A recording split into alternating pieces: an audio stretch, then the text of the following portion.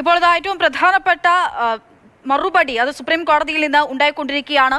നിയമസഭകൾ പാസാക്കുന്ന ബില്ലുകളിൽ തീരുമാനമെടുക്കാൻ സമയപരിധി പാടില്ല, ഗവർണർക്ക് സമയപരിധി പാടില്ല എന്നുള്ള നിർണായകമായിട്ടുള്ള മറുപടിയൊക്കെ ഇപ്പോൾ കോടതിയുടെ ഭാഗത്തു നിന്ന്, ചീഫ് ജസ്റ്റിസിന്റെ ഭാഗത്തു നിന്ന് ഉണ്ടാവുകയാണ്. തെരഞ്ഞെടുക്കപ്പെട്ട സർക്കാരിനാണ് പ്രാധാന്യം.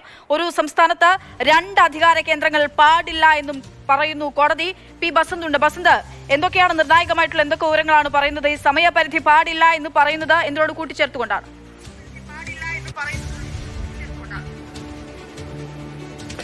രണ്ട് മൂന്ന് കാര്യങ്ങളിലാണ് ഇപ്പോൾ ഒരു ഉത്തരവ് വന്നിരിക്കുന്നത്. ഒന്ന്, ആദ്യത്തെ ചോദ്യത്തിന് സർക്കാരിനെതിരായിട്ടുള്ള അല്ലെങ്കിൽ കേന്ദ്ര സർക്കാരിനെതിരായിട്ടുള്ളൊരു നിലപാടാണ് സുപ്രീം കോടതി സ്വീകരിച്ചത്. അതായത് അനന്തകാലം ഗവർണർക്ക് ബില്ലുകളിന്മേൽ ഒരു തീരുമാനമെടുക്കാതെ മാറ്റിവെക്കാൻ കഴിയില്ല എന്നുള്ളൊരു നിലപാടാണ് സുപ്രീം കോടതി എടുത്തിരിക്കുന്നത്. അത് തീർച്ചയായും അങ്ങനെ ഒരു നീണ്ടുപോകുന്നൊരു സാഹചര്യം ഉണ്ടെങ്കിൽ അത് നിയമസഭയുടെ പരിഗണനയ്ക്ക് വീണ്ടും മടക്കി നൽകണം എന്നുള്ളതാണ് ആദ്യത്തെ ചോദ്യത്തിന് മറുപടി നൽകിയത്. രണ്ടാമത്തെ ചോദ്യത്തിന് അല്ലെങ്കിൽ രണ്ടാമത്തെ റെഫറൻസിനുള്ള മറുപടി എന്ന് പറയുന്നത് ഈ ഗവർണർക്ക് വിവേചനാധികാരമുണ്ടോ എന്നുള്ളതാണ്. ഗവർണർക്ക് വിവേചനാധികാരമുണ്ട് എന്ന് തന്നെയാണ് ഇപ്പോൾ കോടതി പറഞ്ഞിരിക്കുന്നത്. അതായത് അതിൽ കേന്ദ്ര സർക്കാരിൻ്റെ വാദം കോടതി അംഗീകരിക്കുന്നുണ്ട്. അതായത് സംസ്ഥാന നിയമസഭകളുടെ അല്ലെങ്കിൽ ക്യാബിനറ്റിൻ്റെ അംഗീകാരം അല്ലെങ്കിൽ നിയമ ഉപദേശത്തിന് അനുസരിച്ച് പ്രവർത്തിക്കണം. അതായത് ബില്ലുമായി ബന്ധപ്പെട്ട കാര്യങ്ങളിൽ അവരുടെ ഉപദേശം ക്യാബിനറ്റിൻ്റെ തീരുമാനത്തിനനുസരിച്ച് നിൽക്കണം എന്നുള്ള അല്ലെങ്കിൽ പ്രവർത്തിക്കണം എന്നുള്ള ആ ഒരു നിലപാട് കോടതി തള്ളിക്കളയുന്നു. കോടതി പറയുന്നത് വേണമെങ്കിൽ ഗവർണർക്ക് അക്കാര്യത്തിൽ ഒരു വിവേചനാധികാരം പ്രയോഗിക്കാം എന്നുള്ളത് തന്നെയാണ്. മൂന്നാമതായി പറയുന്നത് ഈ ബില്ലുകൾ മടക്കി അയക്കുന്ന കാര്യത്തിൽ അത് ഗവർണറുടെ കാര്യത്തിൽ അല്ലെങ്കിൽ ഗവർണർ ആ ബില്ലുകൾ മടക്കി നിയമസഭയുടെ തന്നെ പരിഗണനയ്ക്ക് വിടണം എന്നുള്ളതാണ്. പക്ഷേ ഏറ്റവും സുപ്രധാനമായിട്ടുള്ള കാര്യത്തിൽ പറഞ്ഞത് ഈ ടൈം ലൈൻ്റെ കാര്യത്തിൽ ഒരു സമയപരിധി വെക്കുന്ന കാര്യത്തിൽ കോടതി അതിന് എതിരായിട്ടുള്ളൊരു നിലപാടാണ് സുപ്രീം കോടതിയുടെ ഈ 5-അംഗ ഭരണഘടന ബെഞ്ച് എഴുതിയിരിക്കുന്നത്. That timelines cannot be fixed for the grant of assent for bills by the governor എന്നുള്ളതാണ്. അതായത് ഗവർണർക്ക് അല്ലെങ്കിൽ രാഷ്ട്രപതിക്ക് അത്തരത്തിലൊരു സമയപരിധി വെക്കാൻ കഴിയില്ല എന്നുള്ളൊരു നിലപാടാണ് സുപ്രീം കോടതി എടുത്തിരിക്കുന്നത്. മാത്രമല്ല ഈ തീരുമാനം നീളുന്നൊരു സാഹചര്യത്തിൽ അത് അംഗീകാരം ലഭിച്ചു എന്ന് കണക്കാക്കാൻ കഴിയില്ല എന്നുള്ളതാണ്.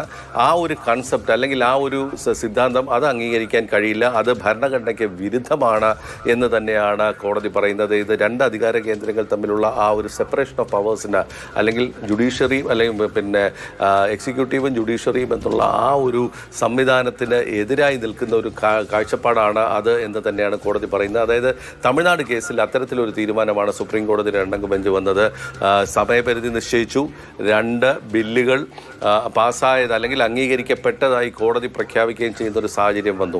ഈ 2 കാര്യങ്ങളും ഇപ്പോൾ സുപ്രീം കോടതി ശരിയല്ല എന്ന് തന്നെ പറഞ്ഞിരിക്കുന്നു. അതായത് ആ ഒരു സമയപരിധി നിശ്ചയിക്കാൻ കഴിയില്ല, അത് ശരിയല്ല എന്നുള്ളൊരു നിലപാടെടുക്കുന്നു കോടതി. 2 ബില്ലുകൾക്ക് അംഗീകാരം, അതായത് ഗവർണർ അംഗീകാരം അനുമതി നീണ്ടുപോകുന്ന ഒരു സാഹചര്യത്തിൽ ബില്ല് അംഗീകരിക്കപ്പെട്ടതായി കരുതപ്പെടുന്നു എന്നുള്ള ഒരു കൺസെപ്റ്റ് അല്ലെങ്കിൽ ഒരു കാഴ്ചപ്പാട് അത് ഭരണഘടനാ വിരുദ്ധം എന്നുള്ളൊരു നിലപാടാണ് വന്നിരിക്കുന്നത്. മറ്റൊന്ന് കോടതി പറഞ്ഞിരിക്കുന്നത് ഏറ്റവും സുപ്രധാനമായിട്ട് തെരഞ്ഞെടുക്കപ്പെട്ട സർക്കാരുകൾക്ക്, അതായത് സംസ്ഥാനങ്ങളിൽ തിരഞ്ഞെടുക്കപ്പെട്ട സർക്കാരുകൾക്ക് തന്നെയാണ് പ്രാധാന്യം എന്നൊരു കോടതി ഇപ്പോൾ പരാമർശിക്കുന്നുണ്ട്. ഒരു സംസ്ഥാനത്ത് 2 അധികാര കേന്ദ്രങ്ങൾ പാടില്ല എന്ന് തന്നെയാണ് ഇപ്പോൾ കോടതി പറയുന്നത്. ജുഡീഷ്യൽ ഉത്തരവിലൂടെ സമയപരിധി നിശ്ചയിക്കാൻ പറ്റില്ല എന്നുള്ളതാണ് കോടതിയുടെ നിലപാട്. ബില്ലുകളിൽ ഭരണഘടനാപരമായ തീരുമാനം ഗവർണർ എടുക്കണം. ഗവർണറുടെ തീരുമാനം വൈകുകയാണെങ്കിൽ മാത്രമേ അവിടെ കോടതിക്ക് ഇടപെടാൻ കഴിയുകയുള്ളൂ എന്നുള്ളതാണ്. അതായത് ഇപ്പോൾ ആ ഒരു ജുഡീഷ്യൽ ഇൻഡഫറൻസിൻ്റെ കാര്യത്തിൽ കോടതി ഇപ്പോൾ അനുകൂല തീരുമാനമെടുത്തിരിക്കുന്നു. അതായത് അനന്തമായി ഇത്തരം തീരുമാനങ്ങൾ ഉണ്ടാവുക അല്ലെങ്കിൽ തീരുമാനമെടുക്കുന്നത് വൈകുകയാണെങ്കിൽ കോടതിക്ക് അതിൽ ഇടപെടാൻ കഴിയുന്നു എന്നുള്ളതാണ് ഇപ്പോൾ കോടതി പറഞ്ഞിരിക്കുന്നത്.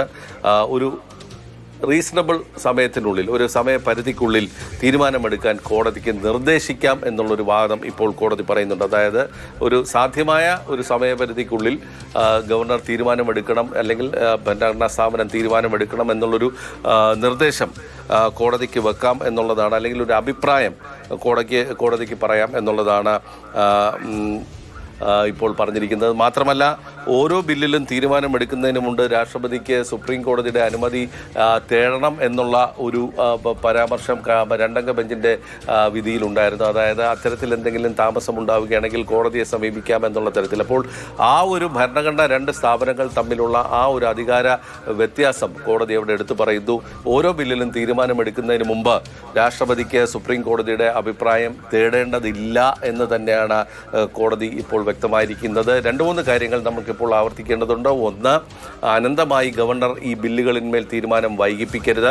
അങ്ങനെ ഒരു സാഹചര്യം ഉണ്ടാവുകയാണെങ്കിൽ ബില്ലുകൾ നിയമസഭയുടെ പരിഗണനയ്ക്ക് മടക്കി അയക്കണം. രണ്ട്, ഒരു ബില്ലിൻ്റെ കാര്യത്തിൽ ഒരു ഗവർണർക്ക് സമയപരിധി നിശ്ചയിക്കാൻ ഒരു കോടതി ഉത്തരവിലൂടെ അതിന് സാധിക്കില്ല എന്നുള്ളതാണ് ഇപ്പോൾ കോടതി പറഞ്ഞിരിക്കുന്നത്. പക്ഷേ ഒരു റീസണബിൾ ടൈം വേണം, അല്ലെങ്കിൽ ഗവർണർ അക്കാര്യത്തിൽ ഒരു വിവേചനാധികാരം പ്രയോഗിക്കാൻ ഗവർണർക്ക് അധികാരമുണ്ട്. പക്ഷേ അതൊക്കെ തന്നെ ഒരു റീസണബിൾ സമയം, ഒരു ടൈം ലിമിറ്റിൻ്റെ അകത്തായിരിക്കണം അത് വേണ്ടത് എന്നുള്ളതാണ് ഇപ്പോൾ കോടതി പറഞ്ഞിരിക്കുന്നത്. ചില കാര്യങ്ങളിൽ കേന്ദ്ര സർക്കാരിൻ്റെ നിലപാടിനെ കോടതി അംഗീകരിക്കുന്ന ഒരു സാഹചര്യമുണ്ടെങ്കിൽ മറുഭാഗത്ത് ചിലയിടത്ത് സംസ്ഥാനങ്ങൾ ഉന്നയിച്ച അവരുടെ അവകാശങ്ങളും അല്ലെങ്കിൽ അവരുടെ അധികാരങ്ങളും ഒക്കെ സംരക്ഷിക്കുന്ന തലത്തിലുള്ള നിലപാടാണ് കോടതി എടുത്തിരിക്കുന്നത്. ഏറ്റവും സുപ്രധാനമായിട്ടുള്ളത് തെരഞ്ഞെടുക്കപ്പെട്ട സർക്കാരുകൾക്കുള്ള അധികാരത്തെക്കുറിച്ച് തന്നെയാണ്. അത് തന്നെയാണ് തെരഞ്ഞെടുക്കപ്പെട്ട സർക്കാരിൻ്റെ പ്രാധാന്യത്തെ ആവർത്തിച്ചെടുത്ത് പറഞ്ഞുകൊണ്ടാണ് ഈ റെഫറൻസിനുള്ള മറുപടി കോടതി അവസാനിപ്പിക്കുന്നത്.